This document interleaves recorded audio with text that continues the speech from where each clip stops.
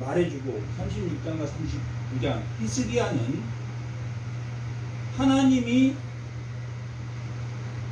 어려울 때 사내립이 쳐들어왔을 때 아수르의 사내립이 쳐들어왔을 때 이사야에게 기도를 요청하는 그런 왕이 참된 왕이다, 구원의 왕이다 라는 메시지를 가지고 있습니다. 그러므로 1장과 39장은 왕이 누구인가, 왕이 구원하시는 왕이 하나님이 참된 왕이다 라는 것을 보여주고, 아하스는 그 하나님을 의지하지 않았고 자기의 속마음이 있었기 때문에 하나님이 징조를 아람이 쳐들어왔을 때 징조를 구하라고 했을 때 아람에게 이미 돈을 주었기 때문에, 아수르에게 돈을 주었기 때문에 자기가 믿고 있는 아수르를 의지해서 하나님, 제가 어떻게 하나님에게 징조를 구하겠습니다. 이미 아수르를 믿었다.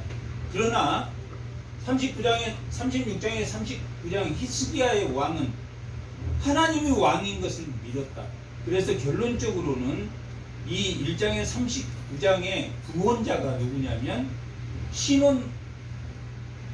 신원과 가품과 심판을 하는 사람은 누구다?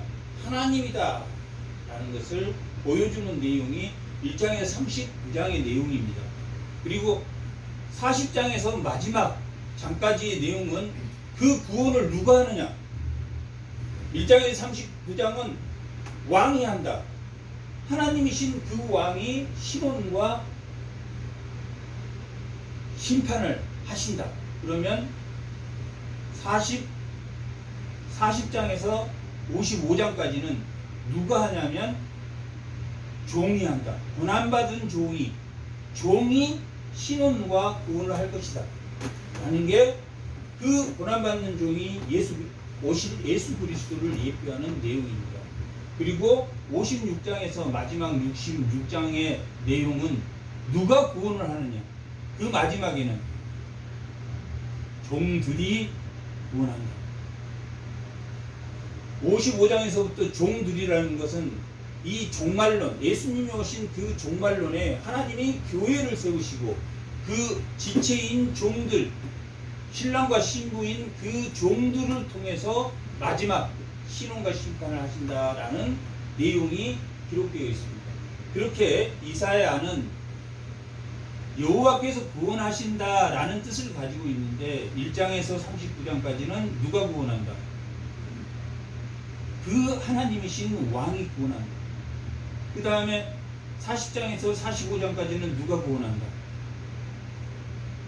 고난받는 종 예수 그리스도를 통해서 예수님이 이 땅에 예수 그리스도를 보내셔서 구원하실 것이다. 55장에서 마지막 66장까지의 내용은 누구를 통해서 구원하신다? 신랑과 신부를 통해서, 신랑과 신부를 통해서 구원하실 것이다 하는 내용이 전체적인 내용입니다. 오늘 본문은 그 왕의 구원 중에서 1장에서 12장까지가 그 배경이, 1장에서 39장의 배경은 아수르입니다. 아하스 시대 때도 아수르의 사내림이 쳐들어왔고,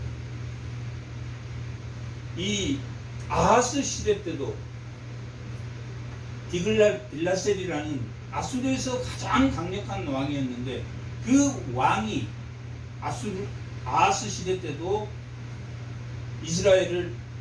북이스라엘을 멸망시켰기 때문에 배경이 39장의 배경은 아수르를 배경으로 하고 있습니다. 그 다음에 마지막 40장에서 66장의 배경은 55장까지의 배경은 바벨론이 배경입니다. 그 다음에 56장에서 66장 종들에 대한 교회의 배경은 이 교회 시대 종말론적인 배경입니다. 그런 배경을 가지고 있는 이 1장에서 39장까지의 오늘 본문 25장은 하나님이 심판하신답니다. 신원하시고 갚아주시고 심판하심을 1장에서부터 12장까지 연속적으로 하나님이 이스라엘을 너희들 그렇게 우상을 섬기면 심판할 거야. 하지만 나를 믿는 자에게는 내가 반드시 그것을 갚을 것이다 라고 12장까지는 그렇게 심판과 신원을 반복해서 기록하고 있습니다. 그리고 13장과 23장까지는 열방에 대한 심판을 하십니다. 1장에서 12장까지는 이스라엘에 대한 심판, 신원과 심판. 다음에 13장과 23장에서는 열방에 대한 심판, 심판과 신원. 즉 다시 말하면 그 심판과 신원이 점점 어떻게 가고 있습니까? 확대되고 있습니다. 이스라엘에서 12장까지는 이스라엘에서 하나님이 갚으시고 하나님을 바라보는 자는 하나님이 갚으실 것이다. 그러나 하나님 바라보지 않는 이스라엘 백성은 하나님 멸하실 것이다. 시대는 언제? 아수르 시대.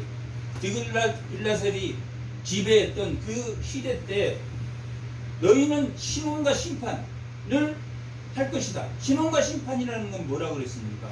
여호와께서 구원은 두 가지로 하나님의 갚으심과 심판이 있는데 1장에서 12장까지는 이스라엘을 13장과 23장까지는 13장에서 23장까지는 열방에 대해서 10개의 열방에 대해서 심판합니다. 10이라는 수는 만수기 때문에 모든 만국을 하나님이 심판할 것이다 라는 메시지를 가지고 있습니다. 이스라엘을 심판과 신원하시고 갚으실 것이다. 열방을 심판하시고 갚으실 것이다. 점점 확대가 됩니까? 안 됩니까? 점점 확대가 됩니다. 오늘 24장과 27장은 이 이사야서는 주로 7장은 하나님이 임마누엘로 오실 것이다. 9장은 평강의 왕으로 오실 것이다. 11장은 이새의 뿌리로 오실 것이다. 그런 희망찬 메시지를 이사야서에서 많이 설교하기 때문에 24장과 27장은 잘 안 하게 됩니다. 그러나 사실은 이 24장에서 27장의 내용이 신약의 계시록과 같은 내용입니다.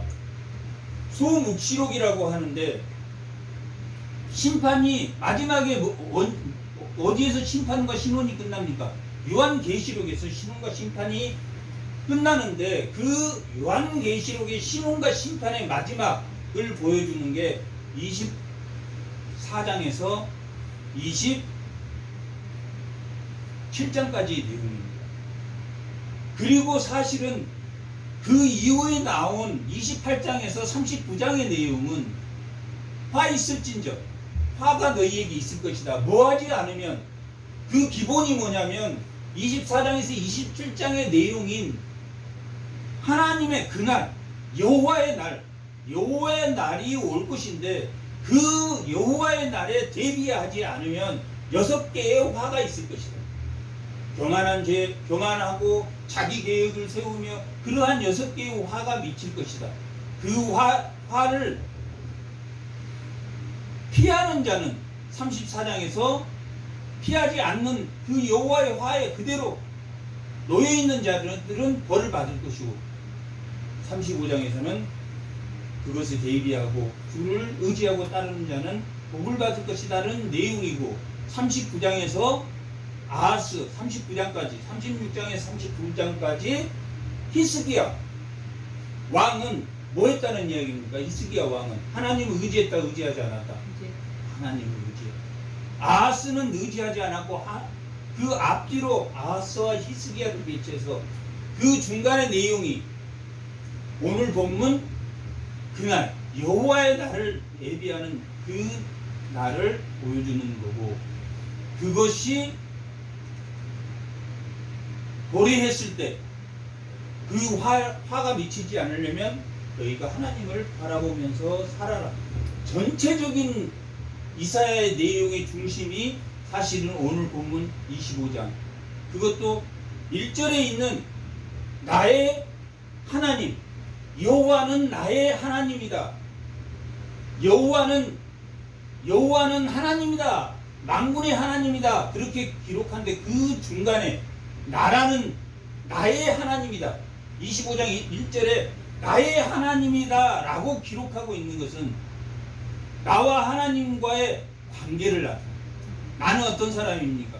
나는 히스기야처럼 하나님을 의지하지 않는 왕이 아닌 하나님을 의지하는 사람이며 히스기야처럼 하나님을 의지하겠습니다 하는 의미를 가지고 있는 이 25장의 내용은, 1절의 내용은 자기와 하나님의 관계를, 나의 하나님, 여호와는 어떤 겁니까? 하나님과 여호와는 뭐가 다릅니까? 여호와는 언약을 지키시는 하나님, 성실하신, 성실이라는 것은 열실, 반드시 열매를 맺는 하나님, 성실하신 하나님을 보여주는 말씀입니다. 그렇게 하나님은 자기가 한 약속을 지키시는 하나님이라는 뜻으로는 여호와를 사용하고, 또한 하나님 엘로힘은 뭘 나타내냐면 왕이신 하나님, 능력의 하나님, 힘의 하나님을 나타낼 때는 엘로힘을 쓰고, 여호와는 언약을 지키는, 그러면 여호와 나의 하나님, 그러면 하나님이 그 언약을 나와 관계해서 그 언약을 하나님의 능력으로 반드시 지키실 것이다 하는 내용이 이 25장 1절에 기록되어 있습니다. 25장과 24장과 27장은 무슨 내용이냐면 전부 같은 내용입니다. 하나님을 믿지 않으면 너희가 뭐 할 것이다? 심판을 받을 것이다. 그게 여호와의 마지막 날에 심판을 받을 것이다, 대환란을 겪을 것이다. 그게 24장의 내용입니다. 너희가 대환란을 겪을 것이다. 그러나 뭐 하는 자는 대환란을 면하게 됩니까? 하나님을 여호와 나의 하나님이라고 부르는 자, 그는 하나님이 잔치, 오늘 말씀의 제목이 잔치를 여실 것이다, 그 잔치에 초대받는 자가 될 것이다 하는 말씀이 오늘 말씀입니다. 24장 1절에서 7절. 24장은 땅을 공허하게 하시며 황폐하게 하시며 지면을 엎으시고 주민을 흩으시리라. 대환란이 시작합니다. 대환란이 시작하는데 24장 마지막 절 23장 3절, 그때 달이 수치를 당하고 해가 부끄러움을 당하리니 이는 만군의 여호와께서 시온산과 에루살렘에서 왕이 되시고 그 장로들 앞에서 영광을 나타낼 것이다. 이 세상에 누가 참된 왕으로 오신다는 이야기입니까? 하나님이 영광으로 오십니다. 하나님이 참된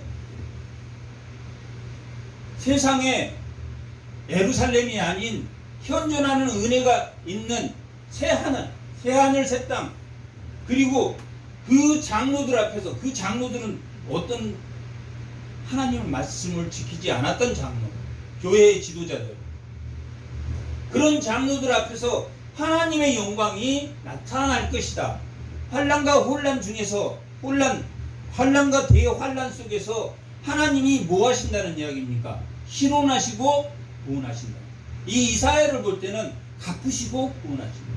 그 두 가지로 보면 됩니다. 하나는 그 환난할 때 하나님이 뭐 하는 자는 갚겠다는 이야기입니까? 믿는 자는 갚고, 뭐 하는 자는 땅이 흔들리고 하늘이 흔들리고 모든 흔들리는 거에서 지키겠다. 하나님의 영광을 바라보는 자, 그 하나님의 나라의 영광을 하나님이 나타내겠다라고 말씀하고 있습니다. 그럴 때 이사야는 하나님을 뭐라고 부르냐면 여호와 나의 하나님이여 라고 25장 1절이 시작하고 있습니다. 25장.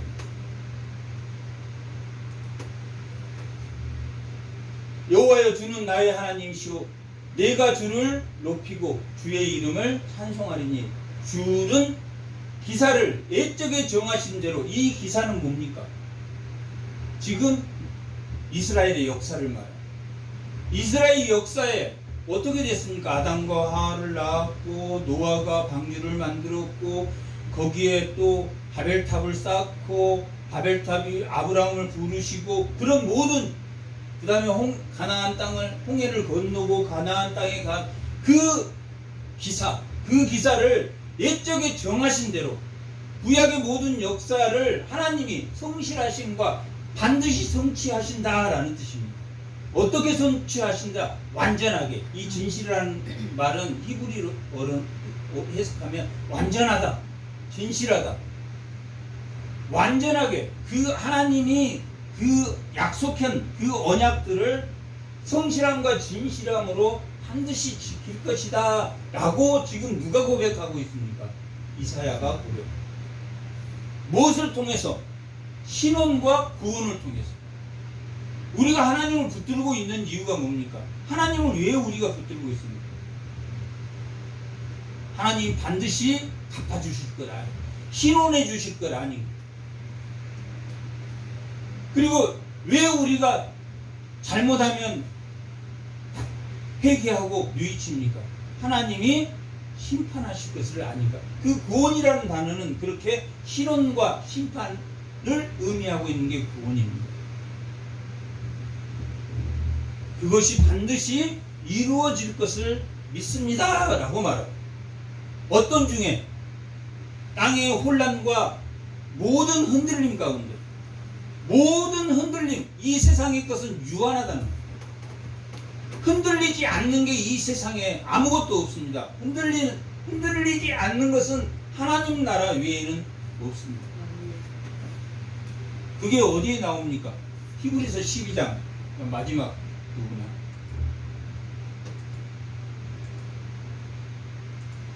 마지막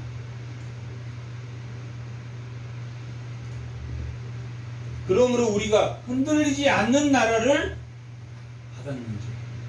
그러면 이 세상은 흔들리는 나라입니까? 흔들리지 않는 나라입니까? 흔들리는 나라. 이 세상은 해와 달과 모든 이 우주 만물이 다 흔들리는 거라. 흔들려. 완전히 유한한 거예요. 하나님 나라는 유한하지 않아요. 하나님 나라는 흔들리지 않는 나라입니다. 그래서 하나님이 나타날 때, 이 세상에 나타날 때는 어떻게 나타납니까? 구름 속에서 천둥과 진도와 우려, 흔들림 속에서 나타납니다. 이 세상에는 하나님이 흔들림 속에서 나타납니다. 그리고 그 흔들림 속에서 나서 평강을, 흔들리지 않는 나라를 하나님이 누구를 통해서? 아브라함을 통해서 흔들리지 않는 나라를 만들었습니다. 다시 25절.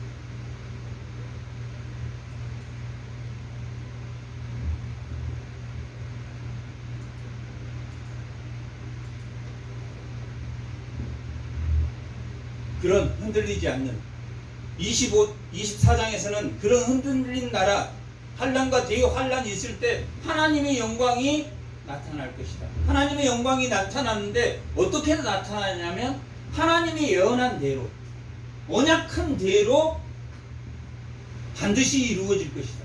그리고 그 이루어짐이 지금 대환란 가운데 놓여 있다라고 기록하고 있습니다. 주께서는 성읍을 돌무더기로 만드십니다. 흔들리지 않게 사람이 바벨탑을 쌓을 때 견고하게 하나님을 대신해서 하나님이 다시는 홍수를 내려도 우리가 견딜 수 있는 그런 바벨탑을 쌓다.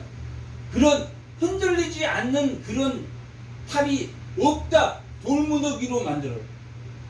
너희가 아무리 견고하게 바벨탑을 쌓아도, 내가 아무리 자신이 젊고 힘있고 능력있고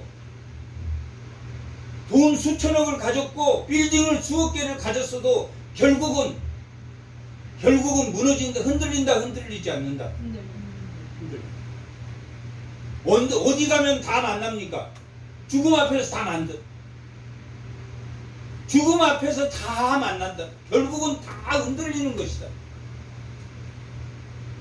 그러면 큰 성읍을 가진 자, 큰 빌딩을 가진 자, 돈을, 권력을 가진 자, 그들이 어디 앞에서 모일 것이다. 결국은 죽음 앞에서.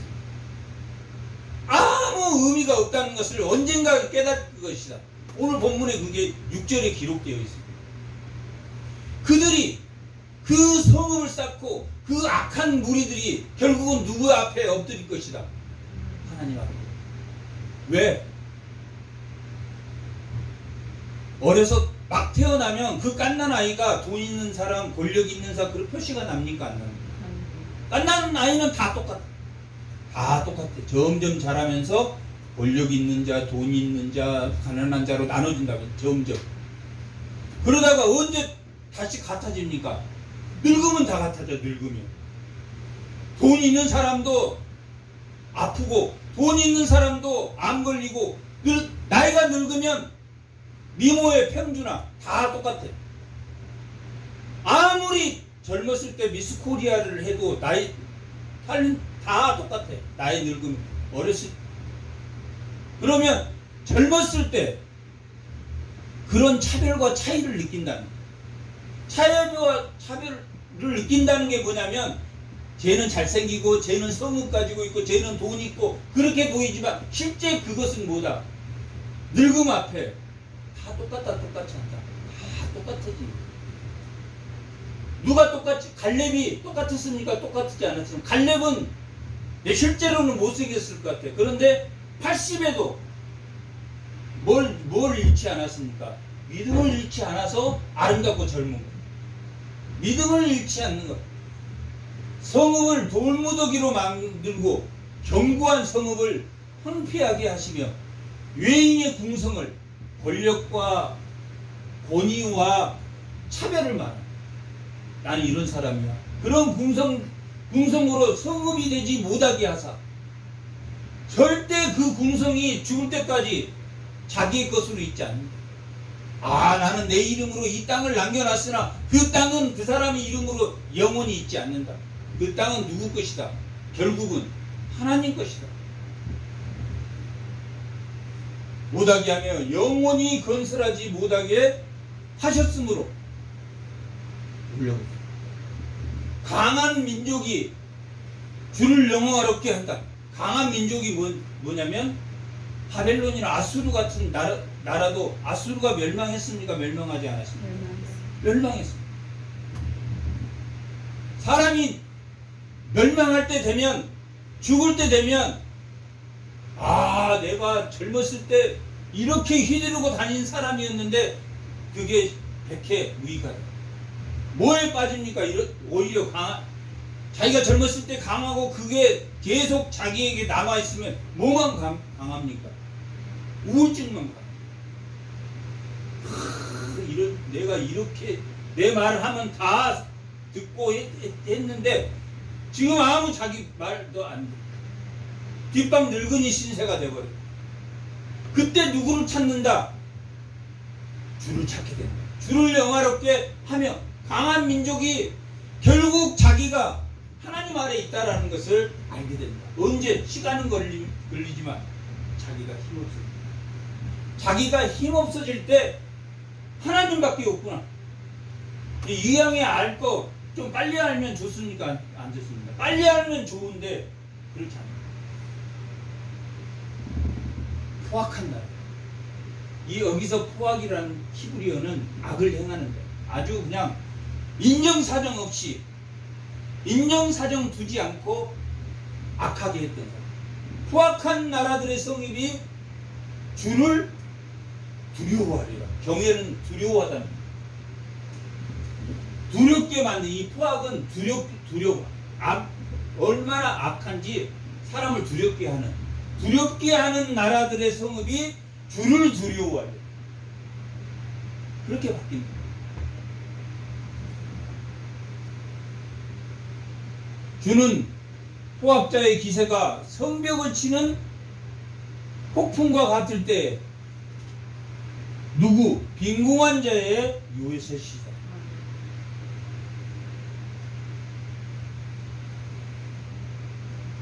하나님은 이 포악자는 누구를 믿는 자들입니까?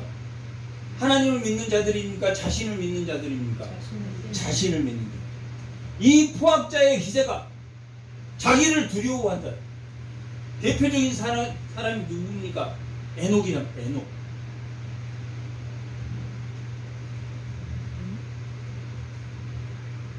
에녹은 자기에게 상처를 준 사람 모두 다 죽였다.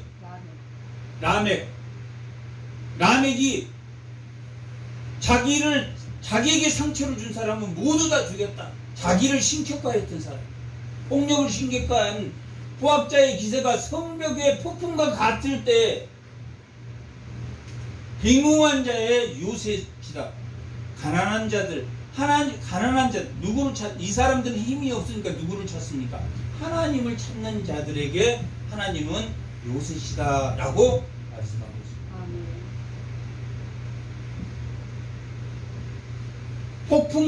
폭풍 중에 피난처이시며 폭양은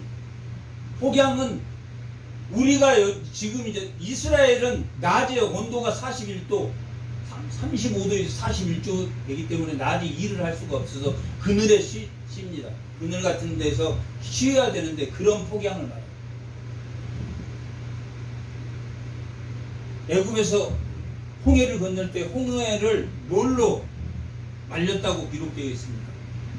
동풍으로 말리셔. 동풍으로 홍해를 완전히 사람이 질적하는 동풍으로 홍해를 말리셨다. 가나안 땅에 그 요단강을 건널 때도 요단강을 동풍으로 말리셨다. 그런 폭양을 피하는 누가 되신다? 그늘이 되게 하셨다라고 말하고 있습니다. 이것은 이 내용 자체는 하나님이 어떤 상태에서 그늘이 되어 주시겠다는 이야기입니까? 24장에 땅이 흔들릴 때 대환란을 통해서 대환란이 왔을 때 하나님을 의지하는 자에게는 요새가 되어 주시겠다라고 갚으시겠다라고 가난한 자와 이제 피난처가 되시며 폭양을 피하는 그늘이 되게 하신다. 마른 땅에 폭양을 제함같이 주께서 이방인의 소란을 그치게 한다. 이방인들의 소란이다 라는 것은 하나님을 대적하는 자들, 하나님의 대적을 그치게 하시며 폭양을 구름으로 가림같이 포악한 자들의 노래를 낮추시겠다라고 말합니다.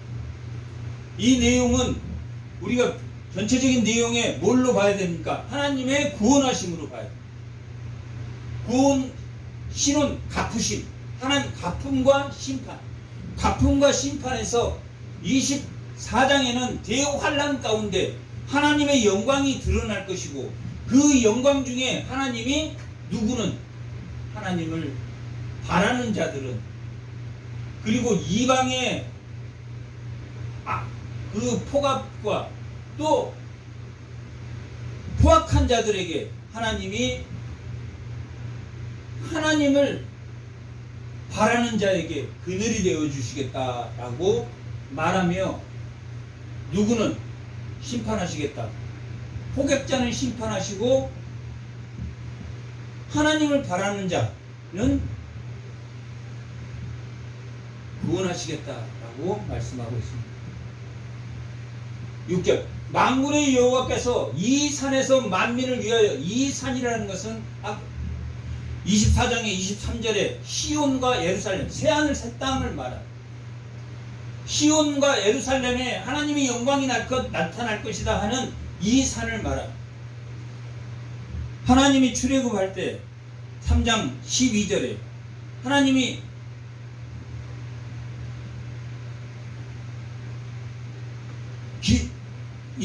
이스라엘 백성들이 고통을 받는 걸 보고 하나님이 기억하셨어요. 언약을 기억하셨어요. 그리고 그들을 구원해야 되겠다 라고 해서 누구를 불렀냐면 모세를 불렀어요. 모세를 불러서 떨기나무 아래에 모세를 불러서 모세에게 뭐라고 말하냐면 3장 12절 출애굽기 3장 12절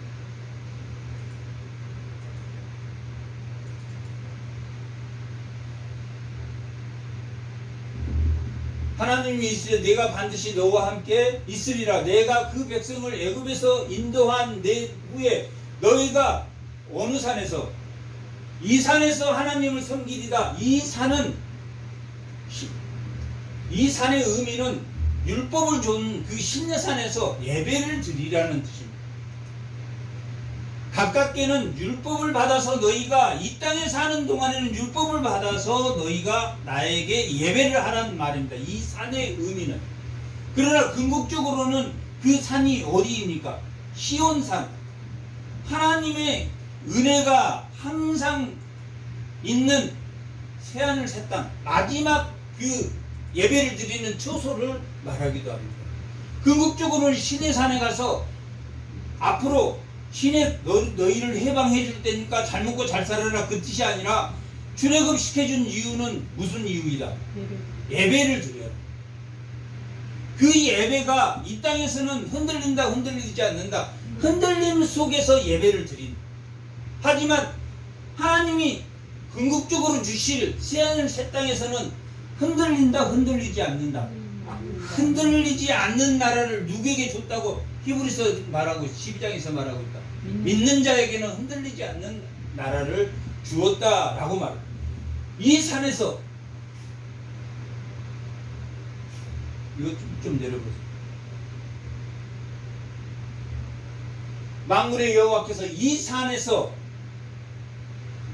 만민을 위하여 기름진 것과 오래 저장한 포도주로 연회를 베푸시리라. 이 산은 어떤 산입니까? 천국, 새하늘 새 땅, 새 예루살렘을 말합니다. 24장에서 그 환난 중에서 하나님의 영광이 나타날 그 시온과 예루살렘, 그 산에서, 새 예루살렘에서 누구를 위하여? 하나님을, 만민을 위한다라는 말은 누구의 하나님이 아니다. 이스라엘의 하나님이 아니라 어떤 사람의 하나님이다? 하나님을 믿는 자예요. 이방의 하나님.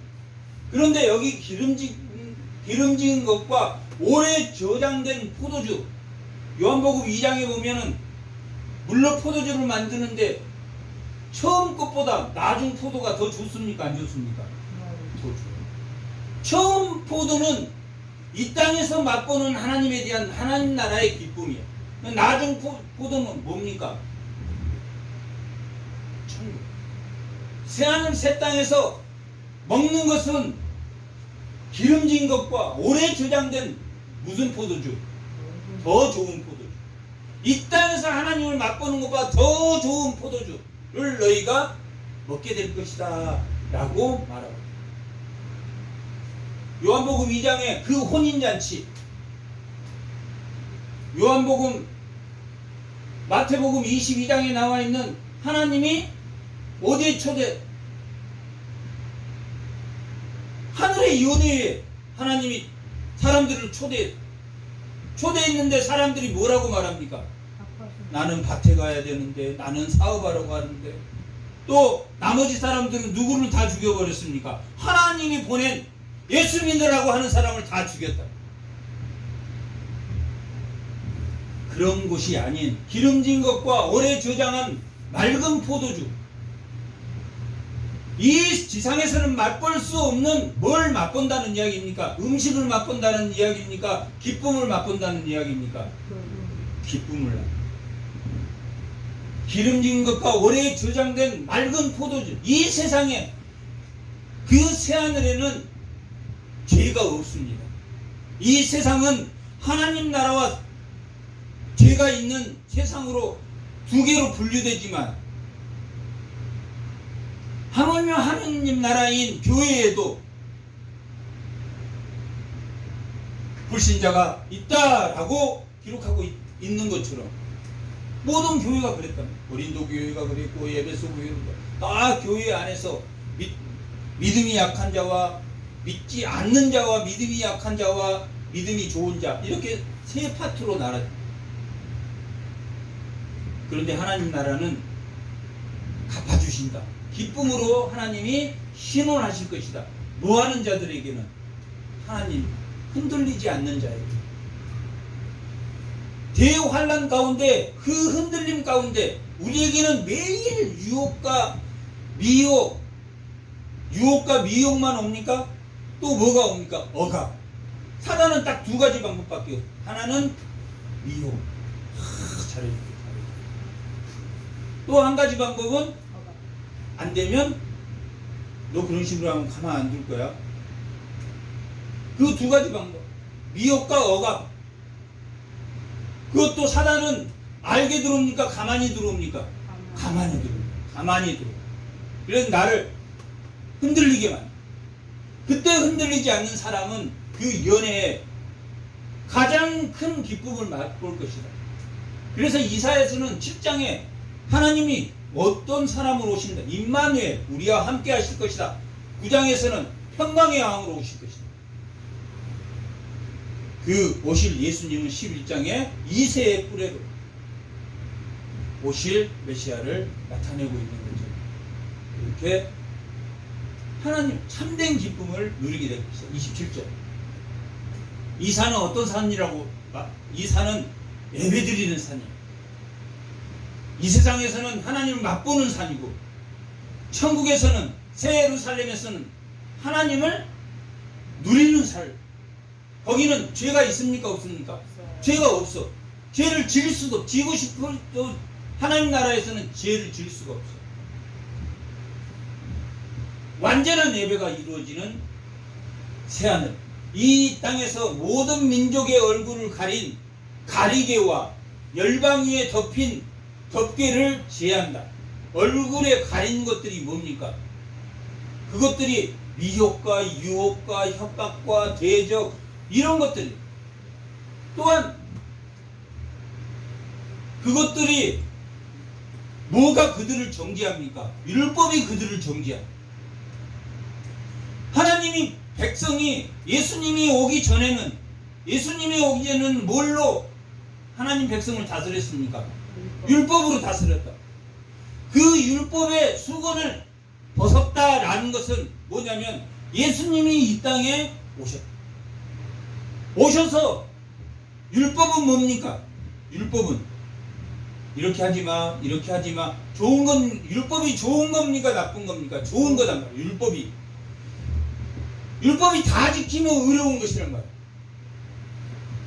그런데 율법을 어떻게 지킬 수도 있습니까? 육체로만 지킬 수가 있다. 육체로. 나 살인 안 했어. 율법 어기지 않았어. 마음속으로는 수없이 죽였다. 아이 저 새끼가. 내가 예수 안 믿으면 가만 안 둘 텐데. 수없이 죽였다. 율법은 겉으로 지킬 수 있어. 그러나 안으로는 지킵니까? 못 지킵니까? 못 지켜.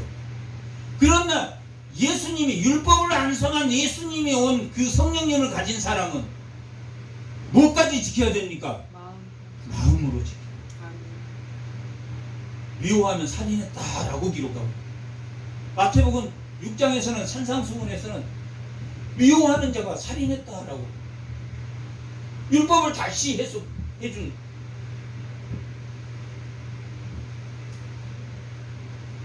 구약 때는 율법으로 지켰어요. 그러니까 율법을 다 지킬 수 없기 때문에 율법은 뭘 남기냐면 나에게 죄의식을 남깁니다. 끊임없는 죄의식을 남깁니다. 그러나 예수님이 이 땅에 오셔서 우리 마음에 할례를 하면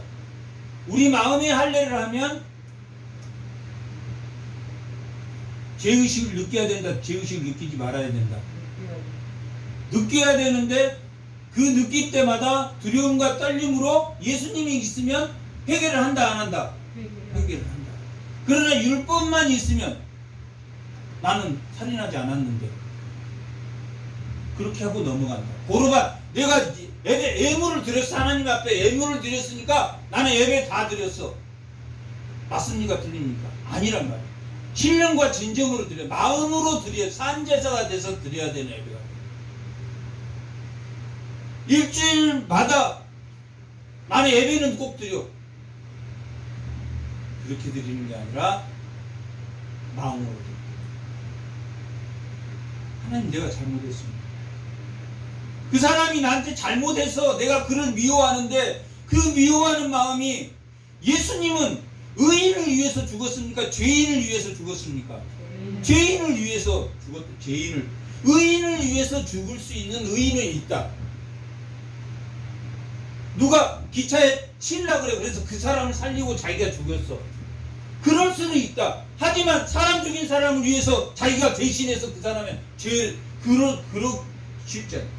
예수를 믿는다는 그런 자기를 미워하는 사람을 예수가 있으면 그게 자라나는 거예요. 옥토에 심은 나무가 점점 자라나듯이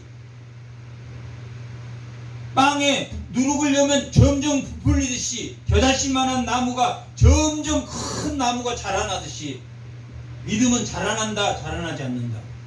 자라나야 돼. 저 사람은 같은 교회 다니는데 도저히 이해할 수가 없어.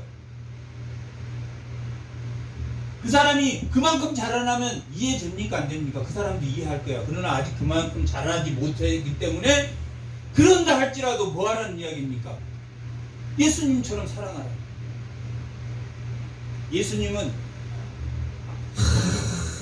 정말 쟤는 하나도 안 변해. 쟤는 하나도 안, 이만큼밖에 안 변했어. 예수님 보면 이제는 알만한데 안 변했어. 그러나 예수님은 끝까지 사랑합니까? 중간에 포기합니까? 끝까지 사랑. 그 사람이 죽을 때까지 사랑해줘야 돼요. 방법이 없어. 그 사람이 엉뚱한 소리하고 틀린 말 해도 기다려. 그게 진심이면 변한다라고 기록했어. 고린도전서 7장에 보면 결혼에 대해서 나오는데 내가 그가 변할지 어떻게 아느냐? 그건 하나님밖에 모른다. 하나님밖에 모른다라고 말. 그런 가리개. 다 인간은 가리개. 이 흔들리는 세상에는 다 가리개와 덮개가 있어.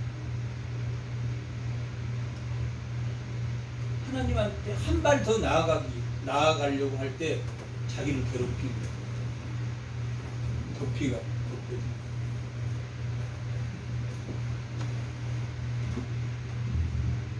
그때는 하나님을 우리가 품고 살아. 하나님을 보면 우리가 죽어야 됩니까? 죄 때문에 하나님 죽게 돼. 그래서 모세가 시내산에서 수건을 가렸다. 모세의 얼굴에 광채가 나. 하나님의 광채가 나서 그 사람들이 죄 때문에 모세의 얼굴을 못 보니까 사람들 앞에 나갈 때는 가리고 자기는 하나님 앞에 나갈 때는 벗고 나가.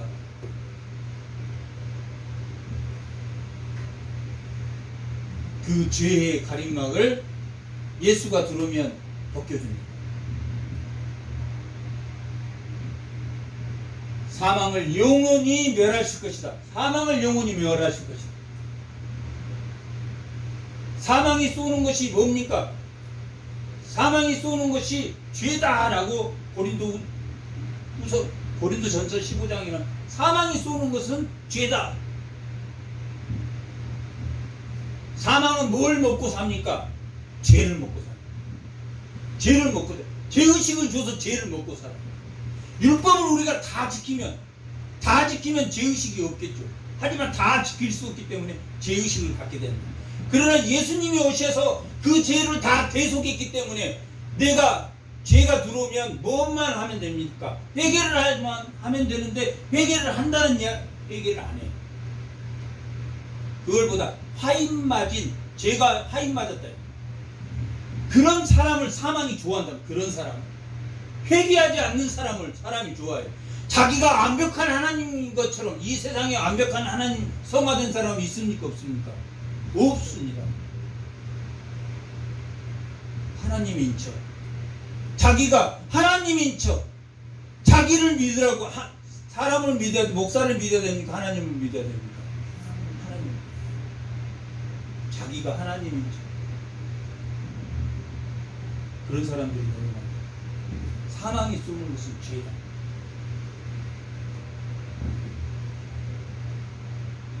그 사망이 영원히 멸할 것이다. 천국은 사망이 없어. 죄가 없기 때문에 사망이 없어. 영원히 멸할 것이니 이라. 주 여호와께서, 그러면 사망을 멸했다라는 것은 죄를 멸했다. 자기가 자기 스스로 죄를 멸했습니까? 예수 그리스도가 우리를 죄를 멸해 주셨습니까? 십자가에 대신 죄를 지어줘서 우리를 멸했다. 예수님. 그래서 우리는 사망이 있습니까? 없습니까? 사망이 없단 말이에요. 육체와 영으로 구성되어 있고, 육체는 죽어도 영은 죽지 않는다. 사망을 영원히 멸하실 거니 주 여호와께서 모든 얼굴에서 눈물을 씻으며, 예수를 알게 되면 뭐가 씻어집니까? 우리의 아픔이 씻어져. 라파, 여호와 라파, 쓴물을 찬물로 바꾸시고 라파라 했다. 모든 얼굴에서 눈물을 씻으며 자기 백성의 수치를 온 천하에 제하시리라. 백성의 수치가 없어질 것이며 여호와께서 이같이 말씀하셨느니라 라고 기록하고 있습니다. 그런데 그날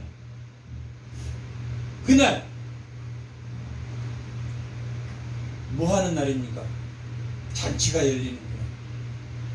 잔치가 열리는 그 환란, 대환란이 끝난 그 잔치가 열리는 그날에 말하기를, 이는 우리의 하나님이시라. 처음에 뭐라고 말했습니까? 여호와 나의 하나님. 그 반복돼서 나와요. 양쪽으로 인크루지오 되어 있어서 우리의 하나님이시라. 다시 한번 그분이 하나님이야. 그분이 흔들리지 않으셔. 우리는 오직 그분을 믿어야 돼 라고 말하기를, 이는 우리의 하나님이시라. 우리가 그를 기다렸으니 그가 우리를 뭐 하시리로다? 구원하시라. 구원이란 뜻은 무엇과 무엇이라고 그랬습니까? 갚으심과 심판이라. 반드시 죽으리라. 에덴 동산에서 죄를 지면 반드시 죽으리라. 죄를 안 지면 반대로 반드시 살리라. 에덴 동산에서 죄를 불순종하지, 선악과를 따먹지 않았으면 반드시 죽으리라 안 하면 반대로 뭡니까? 반드시 살리라. 그래서 구원에는 갚으심과 신원과 심판. 심판한다라는 것은 이사야는 여호와께서 구원하신다라는 그 의미를 가지고 있대. 심판은 뭐 때문에 합니까? 심판은 누구를 위해서 합니까? 믿는 자를 위해서 하는 것이다. 믿는 자를. 영원한 하나님 나라를 만들기 위해서 심판도, 신혼도 누구를 위해서 합니까? 믿는 자를. 신혼은 하나님 갚아주셔. 하나님이 핏소리를 들으시니까, 억울한 자의 핏소리를 들으니까 하나님이 아실 거야. 나도 예수 그리스도를 닮아서 정말 제가 믿지만 내가 사랑하는 마음으로 그도 마음이 변할지 모르니까 기다리자. 막 가서 부딪힐 필요는 없지. 그런 하나님 뭐 한다고? 우리가 그를 뭐 했다고 나옵니까? 기다려. 신혼과 심판을 우리가 기다려. 신혼과 심판을 우리가 기다리고, 신혼과 심판을 기다렸으니 그가 우리를 구원하시리로다. 이는 여호와라. 우리가 그를 기다렸으니 우리는 그의 구원을 기뻐하며 즐거워하리라. 하나님은 성실하신 분이다. 인애와 성실하신 분이다. 헤세드와 성실하시다. 하나님은 사랑 그 자체시고 반드시 성실이라는 것을 이루신다. 뭘 이루냐? 열매를 이루신다. 성실하신 분이 반드시 하나님이 평강의 나라로 우리를 인도하실 것이다 라고 기록하고 있습니다. 24장에는 대환란이 일어날 것이다. 그 중에 시온 예루살렘에 하나님의 영광이 나타날 것이다 라고 기록하였고, 그 예루살렘 그 산에서 뭐가 열릴 것이다. 참된 기쁨의 오늘 말씀의 제목이 뭡니까? 잔치가. 그게 25장입니다. 그게 25장. 그러면 그 잔치에 들어가려면 뭐 해야 됩니까? 어떻게 해야 우리가 그 잔치에 들어갈 수가 있습니까? 부활이 있어야 돼. 부활이 있어야 돼. 우리가 예수를 믿었는데 부활이 없으면 됩니까? 안 됩니까? 안 돼. 그러면 부활을 설명한 내용이 있어야 되겠습니까? 없어야 되겠습니까? 왜 그러냐면, 왜 있어야 됩니까? 사도행전에 보면 하나님이 성경대로 너희를 구원하셨다라고 기록해요. 사도행전 2장에는 내가 너희를 성경대로, 그러면 성경에 부활이 있어야 됩니까? 그러니까 그 잔치에 참여를 하려면 부활이 이 성경의 증거가 돼야 됩니다. 그 부활을 증거하는 것이 26장입니다. 26장 19절.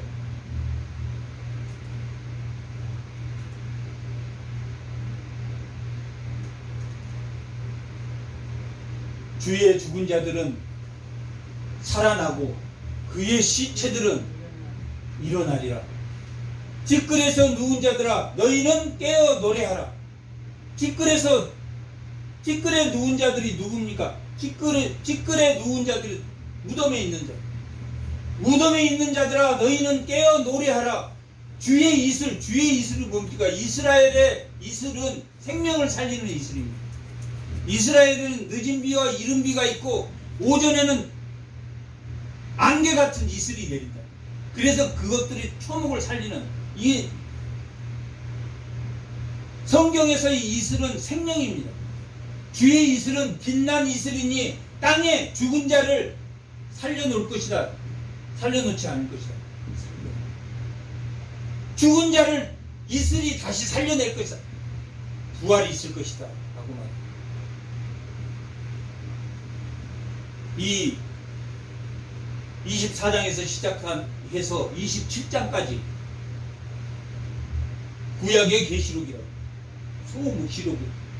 그래서 환란이 일어나고, 환란이 일어나면 뭐가 있습니까? 환란이 일어난 속에서도 예루살렘, 시온의 예루살렘, 거기에 잔치가 열릴 것이다 라고 우리가 지금 오늘 본문에서 보았습니다.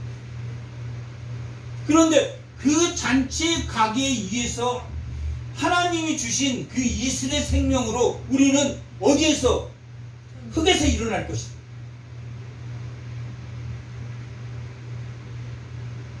에스겔 27장에서는 그 뼈에 힘줄이 붙고 살이 붙고 그 다음에 뭐가 붙습니까?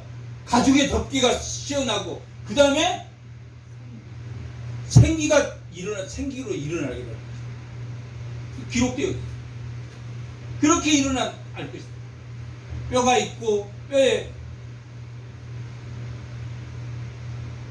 힘줄이 붙고 힘줄에 살이 붙고 가죽이 붙고 그렇게 해서 일어날 것이다. 그렇게 기록되어 있습니다. 호세아 2장 6절에도 부활에 관한 내용이 기록되어 있습니다. 그런 것처럼 하나님의 그 시온, 하나님의 은혜, 현존하는 은혜가, 완전한 은혜가 존재하는 그 새 예루살렘, 죄가 없는 새 예루살렘. 이 땅의 시간에는 미래와 현재와 과거가 있다. 그래서 미래를 바라보는 우리 현존하는 은혜가 있을 때, 우리가 예수를 믿었을 때, 예수가 없는데 미래와 과거, 우리는 역사의 미래와 과거는 현존하는 시간의 흐름 속에 있지만 믿는 자들은 그 미래가 기대가 된다. 그게 소망. 현존하는 하나님 은혜가 나한테 임할 때 사랑이 임하고, 그 사랑 속에, 그 사랑이 현존하는 은혜니까 뭐에서 옵니까? 기억으로부터 온답니다. 믿음의 기억으로부터 현재가. 그래서 과거, 현재, 미래가 예수를 믿는 사람에게는 뭘로 옵니까? 믿음, 소망, 사랑으로 온단 말이에요. 그 현존하는 시간이 미래, 과거, 현재가 묶여 있단 말이에요. 이게 묶여 있어. 미래의 기억은 미래의 과거의 기억은 나의 첫사랑은 나를 믿음으로 이끌고 현존하는 은혜의 자리에 있게 하고 지금 오늘 말한 시체가 일어나는 그 미래는 뭘로 나에게 나타납니다. 현존하는 은혜, 과거와 미래, 믿음과 사랑이 존재하지만 세상의 시간은 크로노스다. 지나갔다.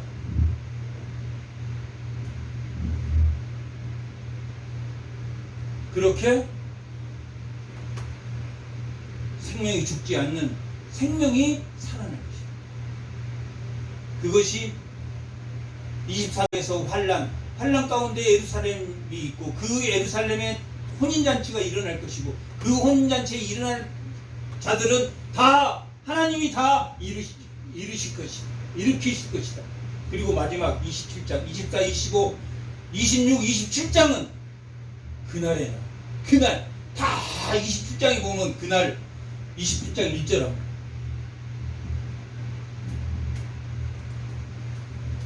그날에 여호와께서 그의 견고하고 크고 강한 칼로 누구를 날쌘뱀 니오야단 고불고불한 뱀 니오야단을 벌하시며 그 영을 뭐하겠다고 말합니까?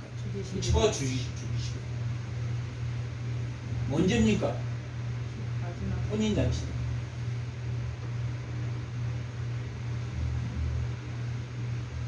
우리가 부활하는 그날, 예수님이 재림할 때 우리가 부활할 건데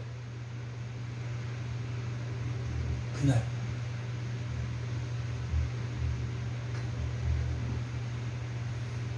악은 다 숨을 그날 너희는 아름다운 포도 노래를 부를 것이다. 이건 참 기쁨을 누리는 그날. 여기 다 그날이다.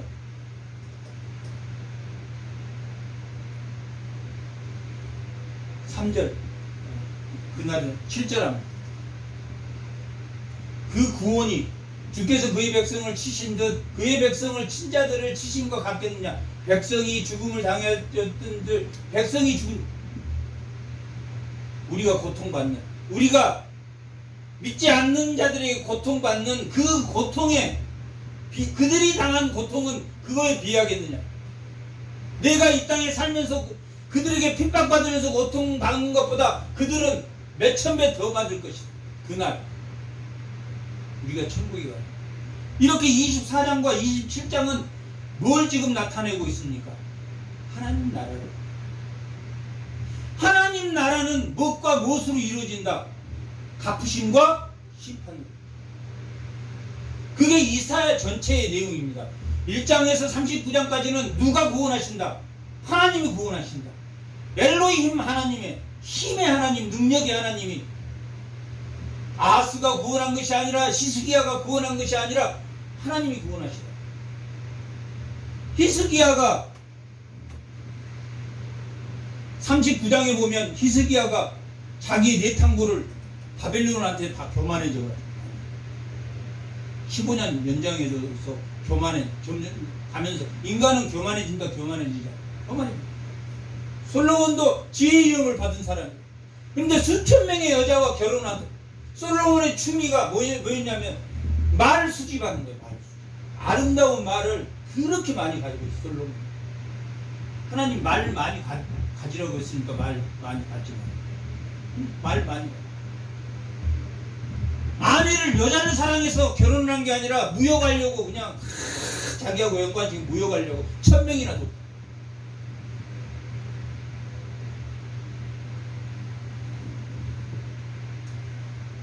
말을 많이 여자를 많이 하나님이 하지 말라는 거예요.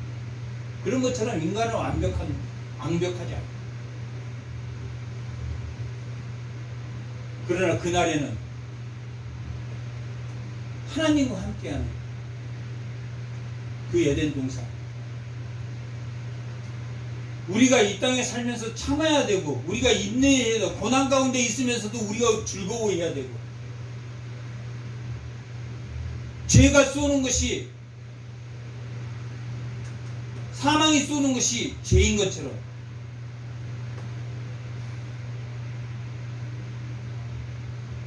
우리의 삶이 죄의식이 아닌, 죄의식으로 흔들리는 마음이 아닌, 그 죄의식으로부터 벗어나게 해주신 예수 그리스도가 이 땅 나와 함께 하심을 깨닫는 임마누엘, 하나님이 함께 하시며 평강의 왕, 안식의 왕이 우리가 함께 하시는 그 언약의 하나님을 믿으며 굳건하게 이 땅에 실현될 그날을 이 땅에서 바라보는 모든 성도들이 다 되시기 바랍니다. 아멘. 잠깐 기도하겠습니다.